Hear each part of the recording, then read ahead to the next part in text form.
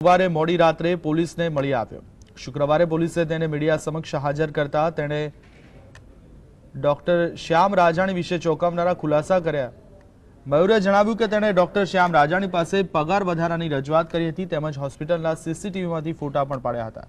મયુરે જણાવ્યું કે 4 લોકોએ તેને કારમાં મળવા આવ્યા હતા, જેમાં શ્યામ અને તેના સાગરીતોએ 1.5 કલાક સુધી તેને માર માર્યો હતો। મયુરે કહ્યું કે તેણે ડોક્ટરના આડા સંબંધો અંગે કોઈને જાણ કરી નહોતી। મયુર છેલ્લા 22 દિવસથી ગુમ હતો અને જ્યારે શ્યામ રાજાણીનો વિડીયો વાયરલ થયો ત્યારે મયુર કચ્છમાં સિમેન્ટ ફેક્ટરીમાં કામ કરતો હતો। માર મને એ માટે મારવામાં આવ્યો હતો કે જ્યારે ત્યાં એ અબોર્શનનું કામ કરતો ત્યારે મેં એને ના પાડી દીધી કે આવું નહીં કરીશ।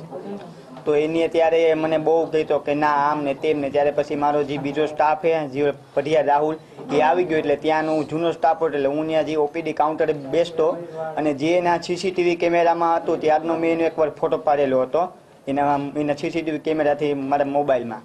તો ખાલી મને ને જે મારા ફ્રેન્ડ જે પઢિયા રાહુલ એને જ ખબર હતી।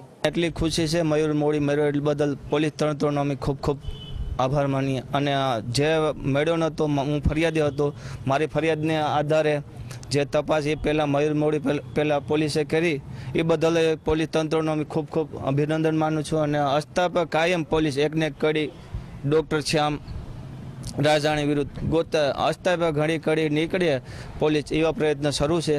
એક મયુર મોરી નામના લડકાને મારતા હતા એક વિડીયોમાં, જેના આધારે બી ડિવિઝન પોલીસ સ્ટેશનમાં ગુના દાખલ કર્યા હતા, જેના ઉપરથી આપણે શ્યામ રજાની, રાજુ મકવાના અને રાહુલની અટક કરી પૂછપરછ મેં જો વિગત મળી, જેના આધારે આપણે 4 દિવસથી આપણે મયુર મોરીની શોધ में लगे था पुलिस।